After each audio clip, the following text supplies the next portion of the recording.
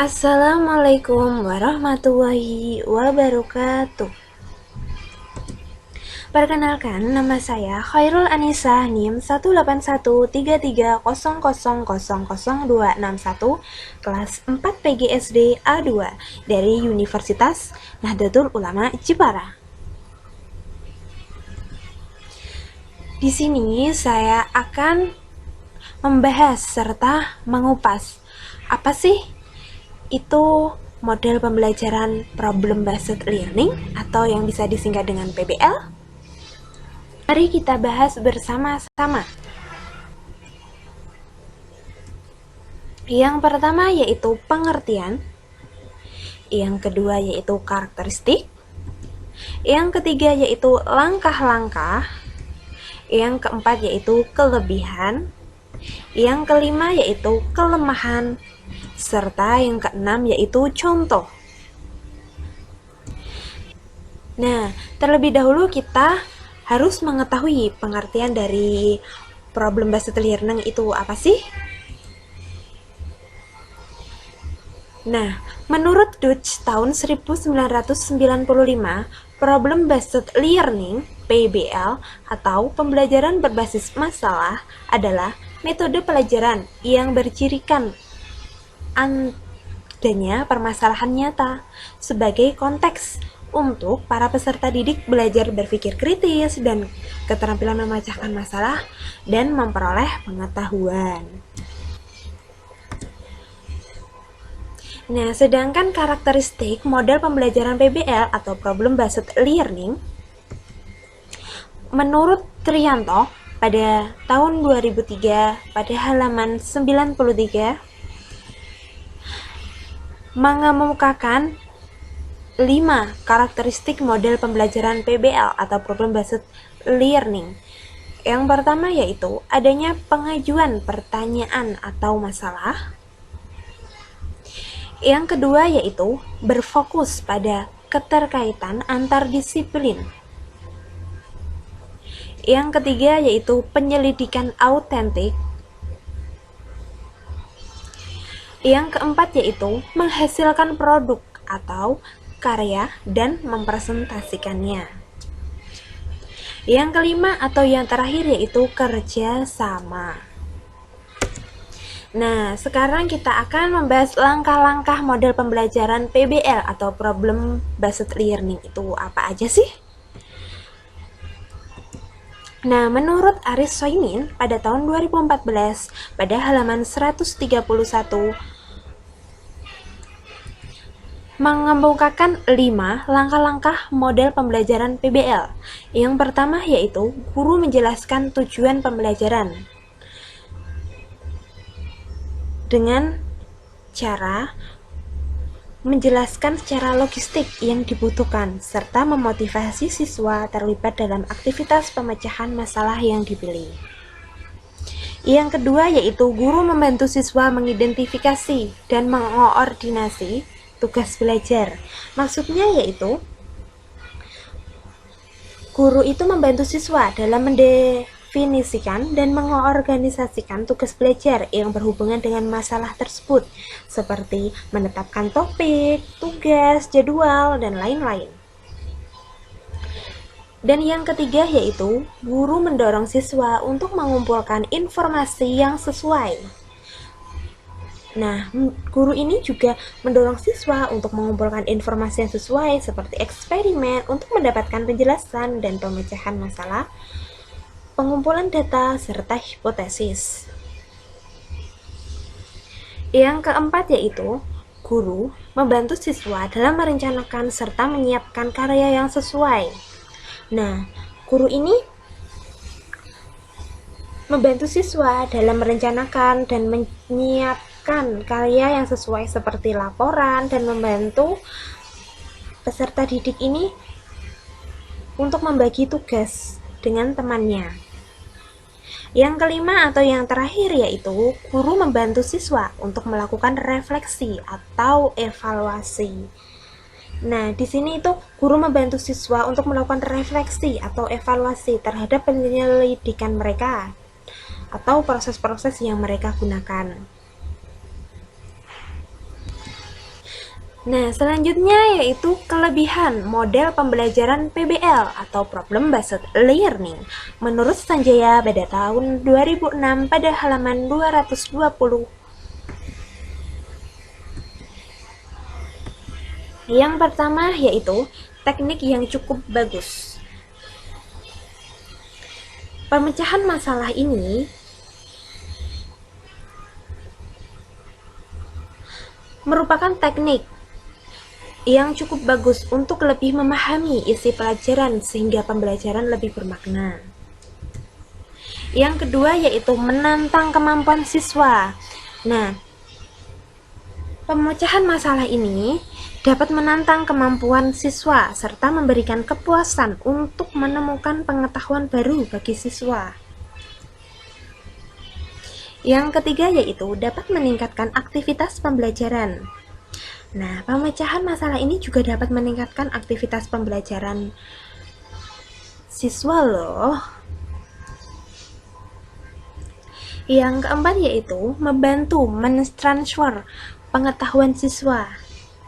Nah, pemecahan masalah ini dapat membantu siswa bagaimana mentransfer pengetahuan siswa untuk memahami masalah dalam kehidupan nyata.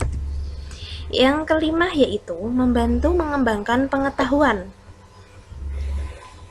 Nah, pemecahan masalah itu juga dapat untuk membantu siswa untuk mengembangkan pengetahuan barunya dan bertanggung jawab dalam pembelajaran yang dilakukan. Selain itu juga pemecahan masalah itu dapat mendorong untuk melakukan evaluasi sendiri baik terhadap hasil maupun proses belajarnya. Yang keenam yaitu dianggap lebih menyenangkan. Nah, pemecahan masalah ini dianggap lebih menyenangkan dan lebih disukai oleh para siswa loh. Yang ketujuh yaitu dapat menerapkan pengetahuan secara nyata. Nah, pemecahan masalah ini dapat memberikan kesempatan siswa untuk menerapkan pengetahuan yang dimilikinya dalam dunia nyata. Dan yang ke-8 yaitu dapat mengembangkan minat siswa. Pemecahan masalah juga dapat mengembangkan minat siswa untuk secara terus-menerus belajar, sekalipun belajar pada pendidikan formal yang telah berakhir.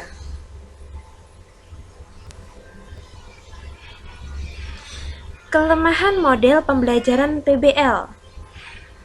Menurut Sanjaya pada tahun 2006 pada halaman 221 yaitu ada 3. Yang pertama yaitu jika siswa tidak minat maka masalah yang dipelajari sulit untuk dipecahkan dan enggan untuk mencoba. Nah, maksudnya itu adalah apabila siswa tidak memiliki minat atau siswa berasumsi bahwa masalah yang dipelajari ini sulit untuk dipecahkan, maka siswa tersebut akan enggan untuk mencoba atau tidak mau untuk mencoba. Nah, yang kedua yaitu keberhasilan model pembelajaran PBL membutuhkan waktu untuk persiapan. Nah, maksudnya yaitu keberhasilan dalam model pembelajaran melalui problem based learning itu membutuhkan cukup waktu untuk persiapan. Nah, yang ketiga yaitu tanpa pemahaman untuk memecahkan masalah yang dipelajari, maka siswa tidak ingin mempelajarinya. Nah, tanpa pemahaman mengapa siswa berusaha memecahkan masalah tersebut yang dipelajari, maka siswa tidak akan belajar apa yang ingin dipelajari. Nah, dan yang selanjutnya yaitu contoh model pembelajaran based learning atau PBL. Yang saya kutip dari YouTube yang berlink https://youtube.b/tr/30110-3GFU.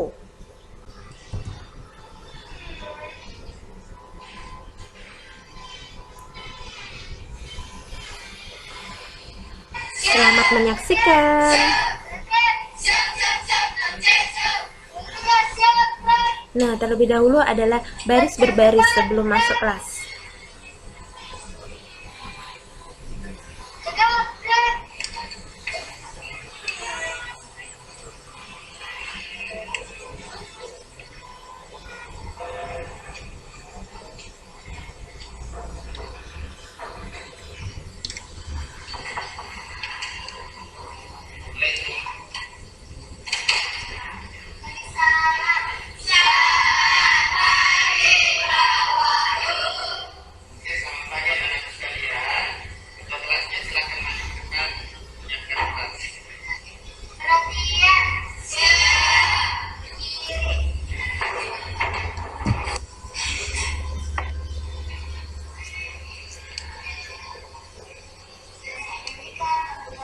Nah, menyanyikan lagu Indonesia Raya untuk menumbuhkan semangat nasionalisme.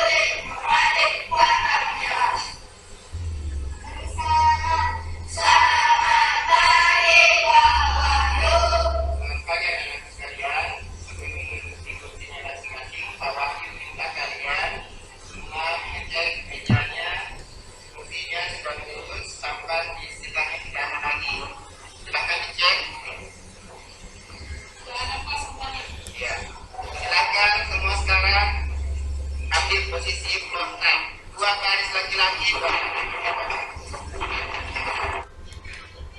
Kalian hari ini, orang mau tanya, hari ini siapa yang kita ambil? Hari semua ya. Moni, kenapa ketika di kelas?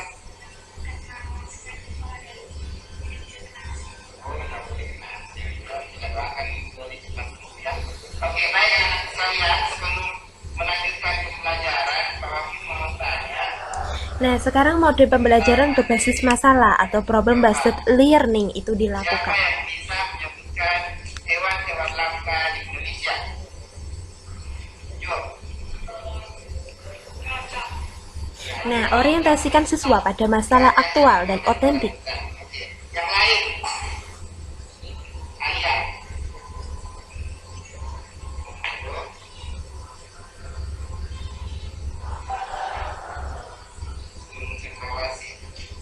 Rasya? Tarsius. Oh ya, sudah cukup ya. Itu adalah contoh hewan-hewan langka yang ada di Indonesia. Jadi kalian ingat yang mana saja hewan-hewan yang termasuk dengan hewan langka. Baik anak-anak sekalian, hari ini pembelajaran kita masih tentang hewan langka. Hari ini kita akan membahas tentang bagaimana pelestarian hewan langka. Kemudian kita kaitkan dengan sila-sila Pancasila. Sila pertama, jangan ingat.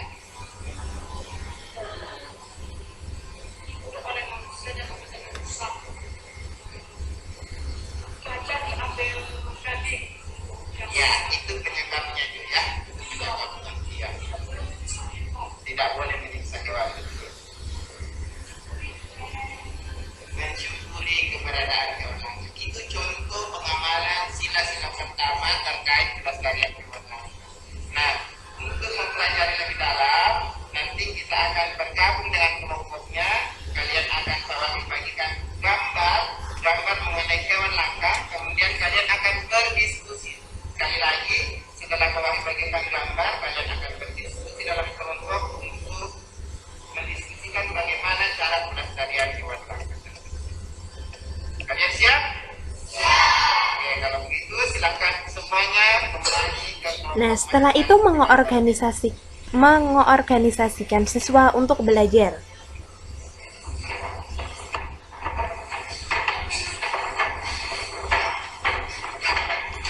Oke, baik anak-anak sekalian, silakan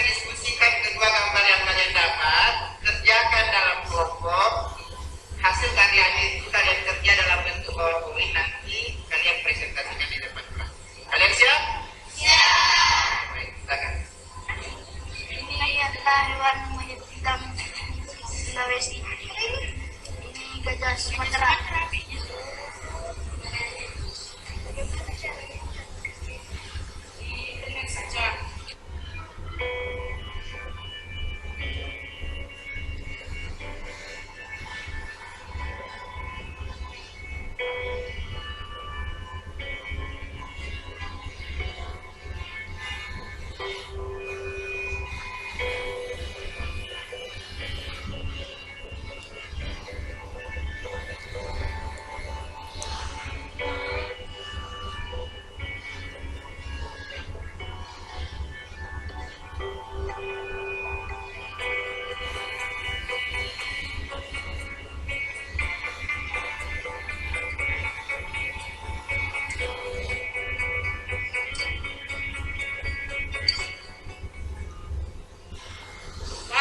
Nah, setelah itu membimbing penyelidikan individu maupun kelompok.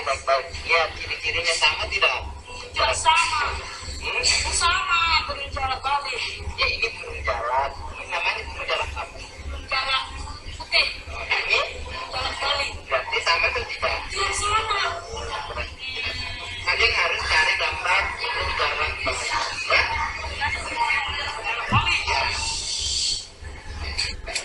Bagaimana hasil diskusinya anak-anak? Apakah sudah selesai? Oke, baik. Kelompok mana yang ingin tampil? Nah, setelah itu mengembangkan dan menyajikan hasil karya.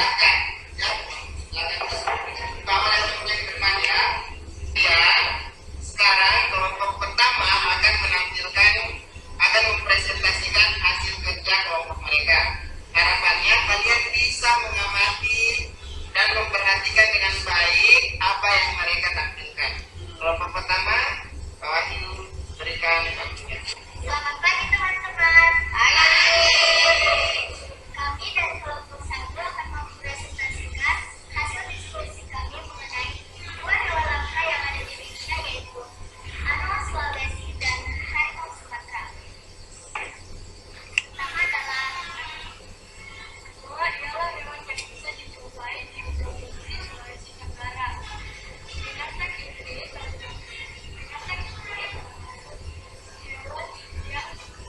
yang dilihat Asiatis dan Australis. Binatang yang termasuk dalam hewan langka ini berada di awal perkenalan tahun 1960. Bahkan anoa ini 10 tahun terakhir ditemukan telah berkurang dari 20 ekor karena ancaman tersebut dari manusia yang sering merusak habitat hewan tersebut. Biasanya manusia memburu hewan ini untuk diambil kulit. Hewan langka ini untuk diambil kulit, daging, dan tanduknya. Hewan ini terbagi atas dua spesies, yakni anoa dataran rendah dan anoa pegunungan. Bahasan tadi mengenai hewan anoa Sulawesi. Berikutnya adalah penjelasan mengenai harimau Sumatera. Ciri khas harimau Sumatera memiliki kulit yang meninggalan dari harimau yang masih hidup sekarang ini, yaitu kuning, warna merahan, dan warna hijau. Ciri khas lainnya cenderung ukuran harimau Sumatera ini lebih kecil daripada spesies sapinya, luas tempat tinggal karena pembukaan lahan menyebabkan harimau Sumatera sehingga pendidikan dan pelestarian agar tidak punah. Bagaimana cara melestarikannya? Memberikan edukasi kepada semua masyarakat pentingnya pelestarian binatang dan hewan langka untuk tetap hidup di habitatnya, sehingga mereka tidak lagi mengusir keberadaan mereka dan menjaga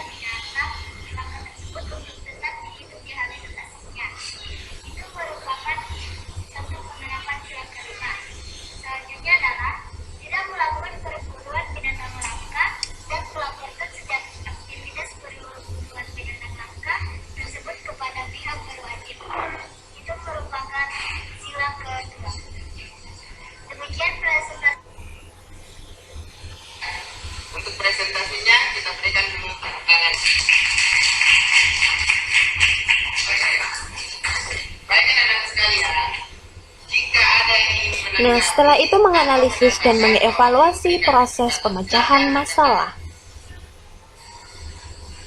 Apa yang dimaksud hewan asiatis dan australis?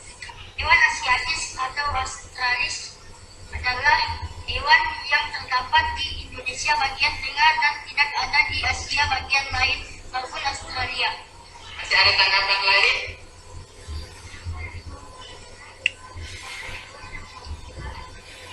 Harimau Sumatera ini disebut harimau Sumatera ini hidup berat karena populasinya ini tidak lebih dari 300 ekor. Ya, baik anak-anak sekalian, demikian penampilan kelompok pertama. Kita sekali lagi memberikan tepuk tangan untuk mereka. Baik anak-anak sekalian, hari ini kita sudah belajar tentang pelestarian hewan dengan kaitannya dengan penerapan nilai-nilai Pancasila. Sebelum mengakhiri pelajaran, siapa yang ingin menyimpulkan pembelajaran hari ini? Hewan unggah adalah hewan yang kita sudah menjaga. Seharusnya semua orang memiliki melestarikan hewan. Kita tidak boleh membunuh secara liar hewan langka ini sesuai sila 2 Pancasila. Semuanya sudah menyimpulkan pembelajaran dengan baik. Demikian pembelajaran kita hari ini. Ingat materi untuk besok terkait, untuk pertemuan selanjutnya terkait dengan pelestarian tumbuhan. Silakan ke kelas. Setelah kita belajar, mari kita berbuat. Damai.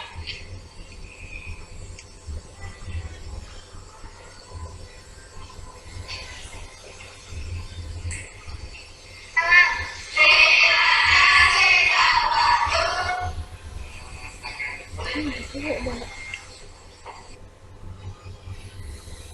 Terima kasih telah menyaksikan dari contoh model pembelajaran PBL atau Problem Based Learning.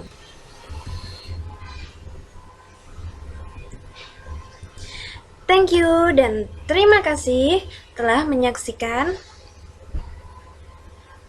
Apabila ada salah-salah kata atau tayangan yang kurang pas atau menyinggung perasaan Anda, mohon dimaafkan. Wassalamualaikum warahmatullahi wabarakatuh.